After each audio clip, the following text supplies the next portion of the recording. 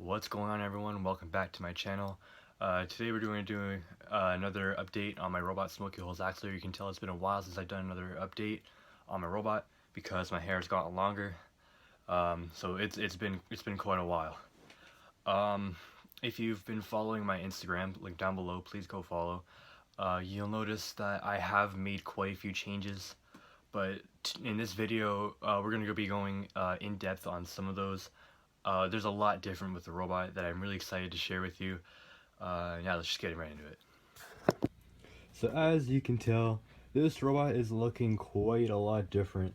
You may have noticed that this spinner, when I have a point like this, it's a lot closer to the camera than it used to be, and that is because it is much longer. This is a brand new weapon. It's over twice as heavy as the last one. Where this is a counterweight. This is a steel block with some TV mount screws, nice and heavy. And I also have these metal spacers in there. This is an asymmetrical bar spinner, and it packs a punch, man. It's again, it's over twice as heavy, and if it spins at 2.5 thousand RPM, it can do 640 joules. This is a huge step up. I think it's around 6 times more than it used to be. You can correct me on that if you're better at math than me. I guarantee you probably are. But yeah, we have the new bar spinner. It's longer. If you compare it to the other one, you can see I think one's a bit bigger there. Yeah, I had to get a new mount. It's the same material for the mount, but it's much taller. So yeah, there's some nice bolts. Fun fact, I believe it's this bolt. This was actually a piece of Slappy's spinner. So Dad, if you're seeing this, thank you for this. This is great. He also helped me print this spinner. It's my plastic, but it's his printer. We spent over 8 hours making this thing. It's the same motor driving it, but theoretically the spinner does spin a bit slower, but I still think it goes well over 2.5K. Now for the electronics. The electronics are different, as you can see, or as you may be able to see under this pile of wires. There is no Arduino. I've gotten tired of using the Arduino because it's so prone to failing. It's prone to interference.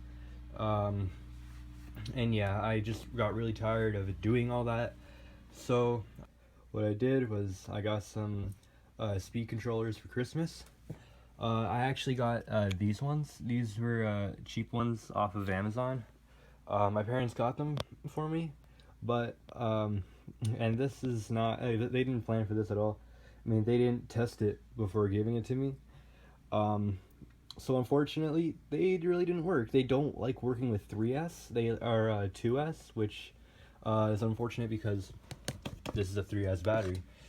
But my parents they felt bad, you know, and they got me new ones. They got these more expensive ones, these higher quality ones that claim can do like, I forget, what was it, like 40 or 80 amps? Something like that. Yeah, I think they're 80 amp. And they work with 3S much better. But you may be asking, well, why am I using this? Well, that is actually controlling the weapon. Now, you may also be saying, this is meant for 3S, this is a 12-volt battery. Well, funny thing, this controller is actually just controlling, that's the regulator. There's a relay and this wad of tape right there. This regulator is just powering this, and this is just powering the relay, which is powering the big old weapon. So unfortunately, I cannot control the speed of the weapon, but I think I'm just going to be running this at full power the full time. So yeah, it's a much simpler robot now. I even removed the switch. I forget why. I think the switch was failing, so now it just powers up by plugging this in. I also have a nice connector here. and they're the same ones as the battery, but the only thing that'll happen is if you like connect them to each other instead of where they're supposed to go. You'll either connect the weapon output to the power input, and obviously nothing's going to happen if the battery's not connected. Or if you connect this one to here, then the weapon's just going to power up, and that's just not going to happen because there's no length there. And yeah, that's we got this terminal block here that just takes the power from the controllers, the yellow and blue wires, and puts them to these heavy wires. The wheels have not changed, same motors, same wheels. Gotta use what works, you know. I also have these connectors here that connect to, what was it? I think the controllers. This connector goes to two of these, and they deliver the power to the controllers. And yeah, that's basically it. I'm not sure if I mentioned last time, but there was a battery box here with all the electronics in it. I had to remove that. This was just too long. I had to replace the battery mount because the weapon mount, sorry, because the bar would hit the bottom because it's just much longer, and also it would hit the box. So I'm gonna have to find a new way to protect all that. But for now, I'm just gonna not worry about that. If you're noticing this, funny story. When we were testing this weapon, it wasn't on all the way, and I was doing a sharp turn test with having the robot spin this way, and the gyroscopic force of the weapon and plus all the vibration ripped the bar right off. And this thing, I'm telling you, it has so much energy in it. It hit this, and it blew a hole through the entire chassis. Like this is out, man.